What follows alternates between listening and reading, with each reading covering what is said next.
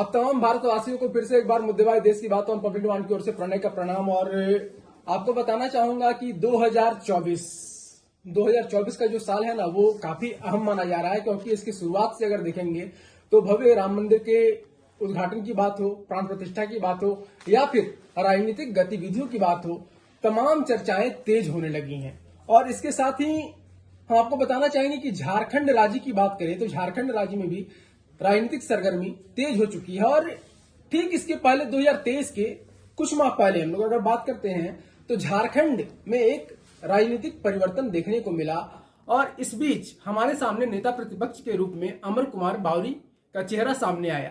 तो आज हमारे साथ जो मेहमान जुड़े हैं उनका नाम है अमर कुमार बावरी, जो कि वर्तमान में नेता प्रतिपक्ष झारखंड विधानसभा के हैं और इसके अलावे चंदन क्यारी विधानसभा से विधानसभा सदस्य हैं। और पूर्व की सरकार में जब रघुवर सरकार थी तो उस समय ये कैबिनेट मंत्री भी रह चुके हैं। तो सबसे पहले बहुत बहुत स्वागत है आपका मुद्देबाज देश की बात पब्लिक डिमांड के प्लेटफॉर्म पर। सबसे पहले हम लोग चलेंगे, चुनावी दौर चल रहा है और इस बीच अयोध्या में राम मंदिर की प्राण प्रतिष्ठा होने वाली है। तो आपसे सबसे पहले हम ये जानना चाहेंगे कि एनडीए लगातार जो है सो राम मंदिर निर्माण को लेकर आतुर रही है और इस बीच राम मंदिर का प्राण प्रतिष्ठा होने वाला है 22 जनवरी को। लेकिन वहीं यूपीए के जो लोग हैं उन्होंने इसे पॉलिटिकल स्टंट बताया है। क्या कहना चाहेंगे आप? श्री राम भारत के कण कण में विराजमान, हर एक हिंदू सनातनी के हृदय में विराजमान श्री राम है और ये लोगों के रोम रोम में बसे हुए राम है। श्री राम का भव्य मंदिर बने, श्री राम लला जहाँ जन्म लिए थे उस स्थल को वापस प्राप्त करे, ऐसा इच्छा, ऐसा संकल्प 500 सालों से भारत के जनमानस में था। 500 सालों के लंबे संघर्ष के बाद आज यह देव दुर्लभ दृश्य देखने के लिए हम मानव रूप में हम सबको सौभाग्य मिला है। और इसका मार्ग प्रशस्त करने का काम निश्चित रूप से आदरणीय नरेंद्र भाई मोदी जी ने किया है। और मैं कह सकता हूँ यह राम ने ही रचना करके रखी थी, वही जो राम रची राखा। श्री राम ने ही ये रचना करके रखी थी कि 500 सालों के बाद मेरे उस विखंडित विग्रह को वापस पुनर्स्थापन का जो श्रेय है या कार्य है वो पुनीत हाथों से नरेंद्र भाई मोदी जी के हाथों से होना है। कांग्रेस का जहाँ तक सवाल है, यूपीए का जहाँ तक सवाल है, इन लोगों ने राम के होने पे सवाल उठाया है, राम को एक काल्पनिक पात्र बताया है। सुप्रीम कोर्ट में एफिडेविट दे करके इन्होंने राम को खारिज किया है। हर दिन आपके देखेंगे, जब भी उनके संवादों को देखेंगे, उन्होंने राम के खिलाफ इतना जहर उगला है। और आज जब भारत का जनमानस अपने गुलामी के उस मानसिकता से बाहर निकल करके अपने धर्म के और आस्था के प्रति खड़ा हुआ है और जो अब हिंदू जनमन जग गया है, तो ऐसे लोगों को जो तुष्टिकरण की राजनीति और वोट बैंक की राजनीति के कारण तमाम मर्यादाओं को ताक पे रखते थे, आज उनको पीड़ा होना स्वाभाविक है। और मुझे लगता है यह किसी दल का कार्यक्रम नहीं है, यह आम भारतीय आम हिंदू समाज का एक स्वाभाविक और नैसर्गिक प्रतिक्रिया है, जिसका प्रतिफल श्री राम मंदिर का भव्य उद्घाटन है, प्राण प्रतिष्ठा है, वो संकल्प की सिद्धि की कहानी, यह भारतीय जनमानस की जीत है। वर्ष 2014 से वर्ष 2024, लोकसभा चुनाव 2014 से लोकसभा चुनाव 2024 तक की बात मैं कर रहा हूं और इसे भारत की राजनीति में स्वर्णिम काल माना जा रहा है। अगर हम बात करते हैं इसके पहले की, जैसे कि भारत जब है सो आज़ाद हुआ 15 अगस्त 1947 को, उस समय से कहीं ना कहीं यूपीए गठबंधन का वर्चस्व रहा काफ़ी दिनों तक, लंबे समय तक। उसके बाद भारतीय जनता पार्टी ने पांव पसारना शुरू किया। आप कैसे देखते हैं इन 10 सालों को और विगत कांग्रेस के कार्यकाल को? यह भारतीय राजनीति का एक, जैसा आपने कहा, स्वर्णिम काल ही है। आज़ादी के लगभग 69 साल के बाद, 65 सालों के बाद जी, देश के अंदर एक पूर्ण बहुमत की सरकार आती है जो गैर कांग्रेसी होती है और कांग्रेस के बिना किसी आभा या छाया के होती है। ऐसे तो एनडीए की सरकार रही है, लेकिन बीजेपी ने पूर्ण बहुमत की सरकार बनाई है 2014 में, फिर 2019 में। और ये अपने आप में भारतीय लोकतंत्र का एक बहुत बड़ा, मैं कह सकता हूँ, एक उल्लेखनीय एक फीचर है जिसको हम कह सकते हैं।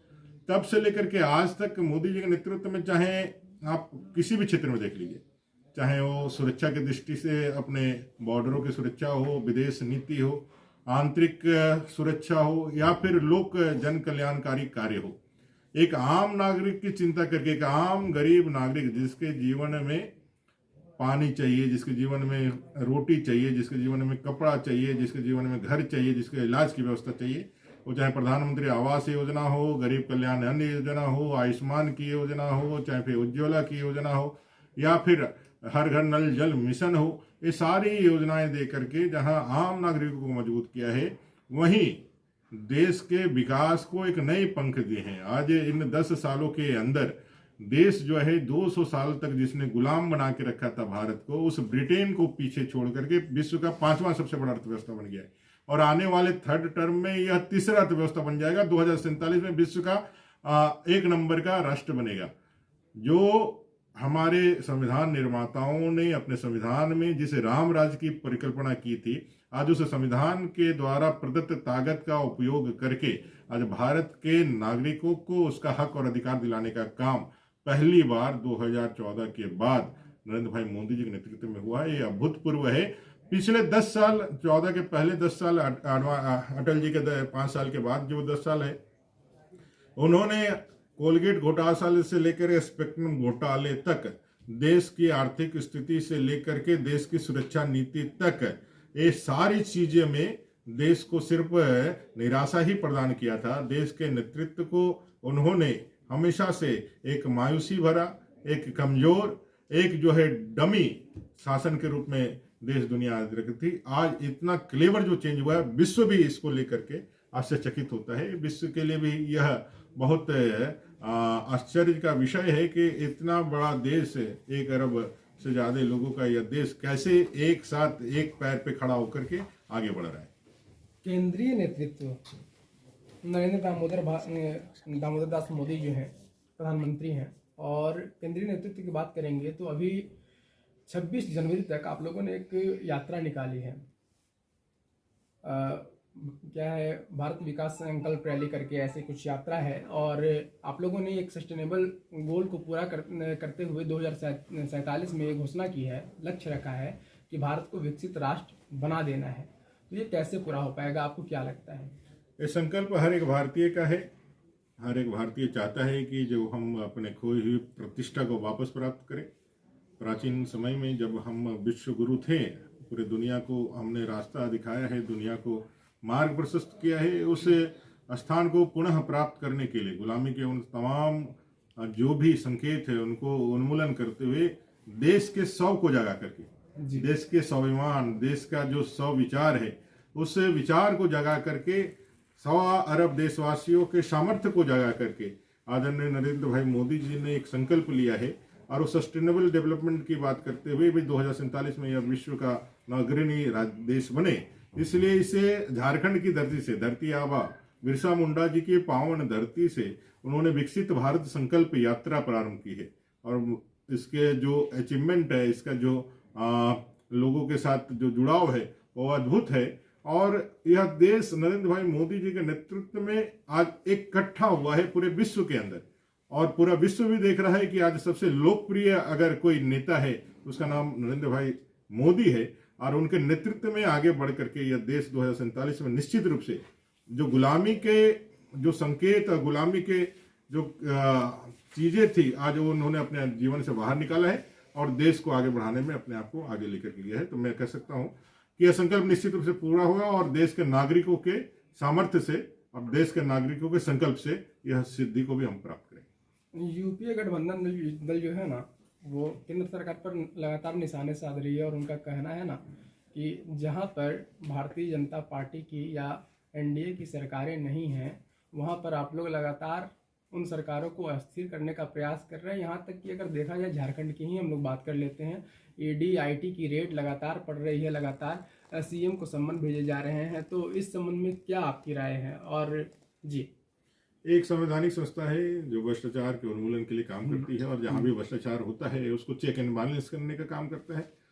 ये जो आरोप लगाए जाते हैं यूपीए गवर्नमेंट के उनका ये पूरा आरोप जो है सिर्फ राजनीतिक है।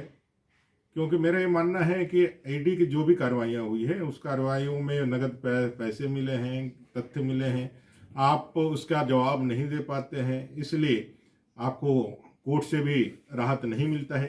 तो जब आप कोर्ट को जवाब दे करके अपने लिए रेमेडी नहीं ले सकते हैं, जब आप ईडी को संतुष्ट नहीं कर सकते हैं, तो सारी संस्थाएं, वैधानिक संस्थाएं गलत हो जाए और आप सही हो जाए, ये तो नहीं हो सकता है।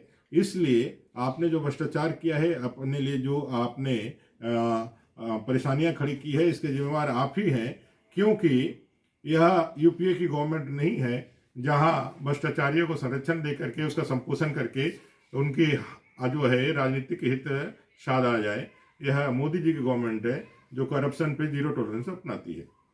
क्योंकि अब झारखंड में नेता प्रतिपक्ष की भूमिका अदा कर रहे हैं और काफ़ी समय आपको विधानसभा में भी हम लोगों ने देखा, और इस बीच जो है 2019 में विधानसभा चुनाव का परिणाम आया, मुख्यमंत्री हेमंत सोरेन बनाए गए, 4 साल का कार्यकाल उन्होंने पूरा कर लिया दिसंबर में, और वहाँ से काफ़ी सारी घोषणाएं की और गिनतियाँ गिनाई। इसके अलावे हम लोग अगर देखते हैं तो आम जनमानस के रूप में अगर देखें तो हम लोग मानते हैं कि नहीं, ये सरकार वाकई में स्थिर नहीं है। और ऐसा इसलिए कहते हैं लोग क्योंकि इस सरकार के कार्यकाल में करीब 6 बार विधानसभा उपचुनाव कराए गए। कुछ का तो उनमें देहांत हुआ माना जा सकता है, लेकिन कुछ जो है ऐसा ही माना गया कि नहीं, अपने पद को छोड़ने के बाद वहाँ पे विधानसभा उपचुनाव कराए गए। और अभी का जो देखा जा रहा है, गांडी विधानसभा के जो विधायक थे सरफराज अहमद जी, उन्होंने भी अपना इस्तीफा दे दिया। तो आप क्या मानते हैं, वाकई में झारखंड की सरकार स्थिर है या अस्थिर है? झारखंड की इस सरकार को झारखंड की जनता ने 5 साल के लिए सत्ता सौंपी थी, लेकिन इसकी बुनियाद ही खोखली थी, बुनियाद ही झूठ पर बनाई गई थी, बुनियाद लूट के संकल्प के साथ बनाई गई थी। इन्होंने जो वायदा किया था युवाओं से 5 लाख नौकरियों के, 5,000 7,000 बेरोजगारी भत्ता का, सभी को परमानेंट नौकरी बहाल करने का, ये सारे वायदे 1932 का, ये सारे वायदे उनके फेल हो गए क्योंकि ये दिवास्वप्न था और वो संभव नहीं था। तो उन्होंने झूठ बोलना चालू किया और लगातार अपनी असफलता को छिपाने के लिए कारण कुछ भी बता दे। लेकिन मेरा ये कहना है कि इस सरकार को 5 साल के लिए मैंडेट मिला था और आपको काम करने के लिए मैंडेट मिला था, ना कि बहाना बनाने के लिए मिला था। आज आपका जो ऐतिहासिक फेल्योर है वो निश्चित रूप से आप उसके जिम्मेवार है, उसमें किसी का कोई लेना देना नहीं। और आपने जो शासन के अंदर जो भ्रष्टाचार किया है उसकी परिणति में आप आज इस दंश को झेल रहे हैं। झारखंड में ना प्रचुर मात्रा में खनिज पदार्थ हैं। आपको क्या लगता है कि वर्तमान में खनिज पदार्थ संरक्षित हैं? बालू है, कोयला है, तमाम चीजें हैं यहाँ पे, अवरक, तो आपको क्या लगता है संरक्षित है वर्तमान में? ईडी की जो कार्रवाइयां हो रही हैं वो तो इसी लूट के खिलाफ ही हो रही है। साहिबगंज के पहाड़ों को बेच दिया, तालाबों के, नदियों के बालू को बेच दिया। अभी 2 दिन पहले आप ही लोग के माध्यम से पता चला, मेरे नजर से तो नहीं गुजरा है, लेकिन माइनिंग सेक्रेटरी कह रहे हैं कि अब हम लोग बालू की होम डिलीवरी करेंगे।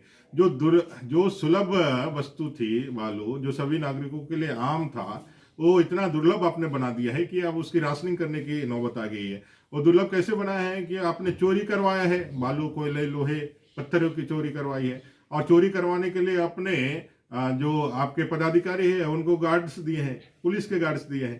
तो ये पूरी तरह से लूट मचा करके यहाँ के जल जंगल जमीन की संरक्षण की बात करने वाले लोग आज इसके सबसे बड़े डकैती करने वाले डकैत बन गए हैं।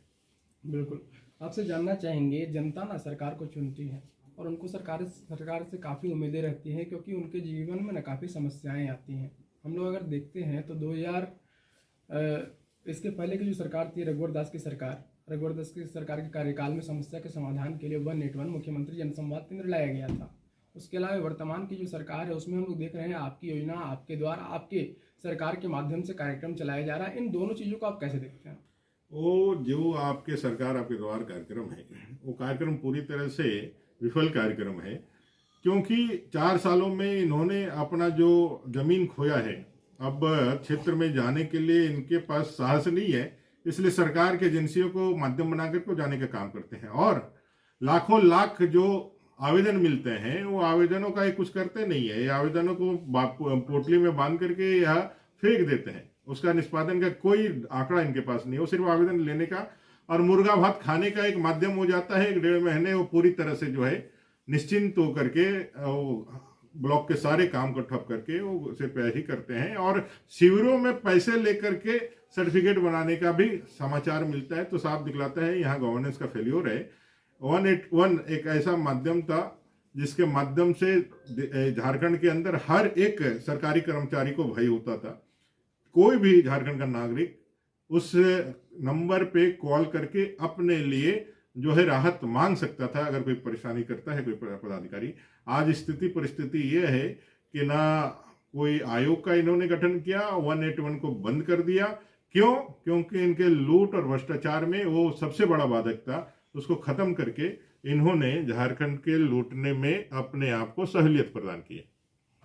झारखंड के बोकारो जिले में चंदन क्यारी विधानसभा है और उस विधानसभा में करीब आप दूसरा टर्म पूरा करने जा रहे हैं, जहाँ की स्थिति पहले बहुत अच्छी नहीं थी। लेकिन अगर आपके रिपोर्ट कार्ड की बात की जाए, क्योंकि आप वहाँ के विधायक हैं, और आपके विधानसभा क्षेत्र की बात की जाए, तो क्या कुछ तब्दीली आप ला पाए हैं अपने कार्यकाल में?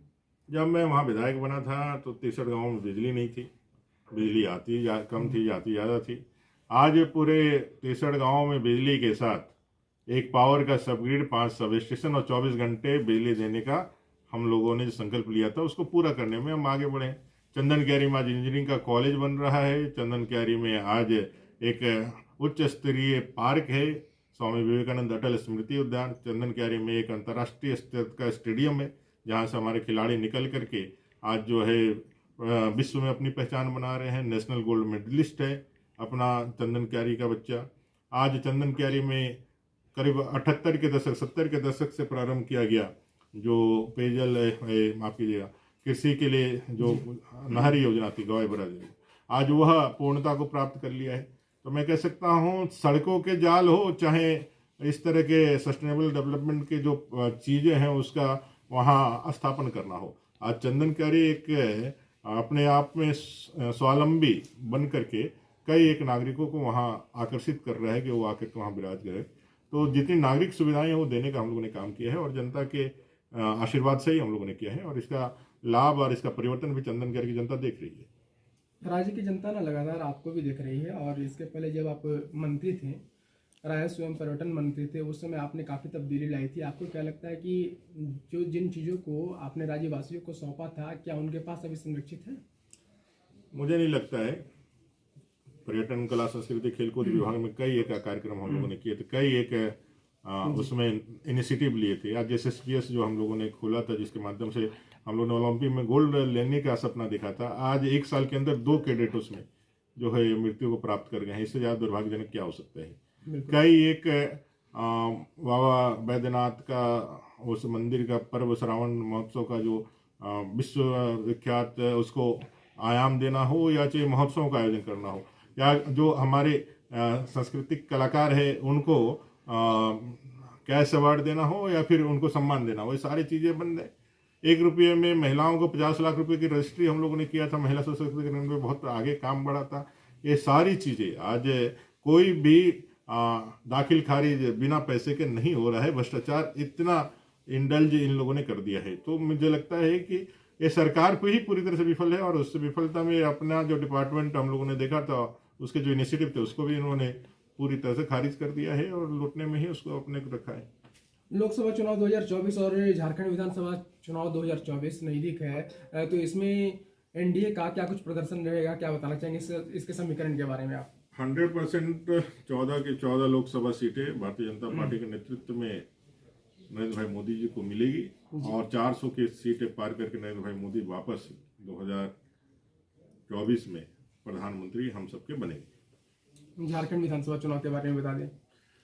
झारखंड विधानसभा में भी इस बार इस ठगबंधन की सरकार को पूरी तरह से उठा करके बंगाल की खाड़ी में लुक देंगी, और भारतीय जनता पार्टी के नेतृत्व में जनता की सरकार बनेगी, पूर्ण बहुमत की सरकार बनेगी, और जो खोई हुई झारखंड की प्रतिष्ठा है, जो हमारे महापुरुषों का गौरव है, उसको वापस हम लोग स्थापित करेंगे। अंत में मुद्देबाजी देश की बात प्रवीण डिमांड की ओर से आप तमाम भारतवासियों को क्या कुछ कहना चाहेंगे?